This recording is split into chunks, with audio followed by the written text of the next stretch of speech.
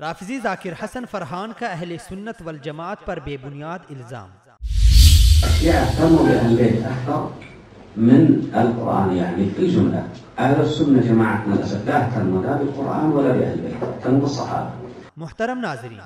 آپ کو اس بات کا علم ہونا چاہیے کہ امام اہل سنت امام احمد بن حنبل رحمت اللہ علیہ نے اپنی کتاب مسند احمد میں خلفائے ثلاثہ ابو بکر، عمر، عثمان رضی اللہ عنہم سے زیادہ حضرت علی رضی اللہ عنہ کی روایات ذکر کی ہیں، اور قرآن کی خدمت تو جس جلیل القدر صحابی پر یہ شیعہ تبرہ کرتے ہیں، قرآن کی سب سے بڑی خدمت یعنی جمع اور تدوین ان کے عہد خلافت میں ان کی کاوشوں سے ہوئی، اور وہ جلیل القدر صحابی ہیں حضرت عثمان بن عفان رضی اللہ تعالی عنہ۔ مزید یہ کہ تاریخ اس بات پر گواہ ہے کہ عہد صحابہ رضی اللہ عنہم سے آج تک قرآن و سنت اور اہل بیت کی جتنی خدمت اہل سنت والجماعت کے علماء نے کی ہے کسی اور نے نہیں کی، اور انشاءاللہ کرتے رہیں گے۔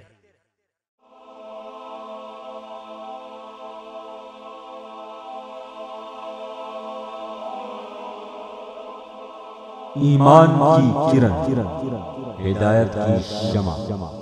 وصال اردو۔ لا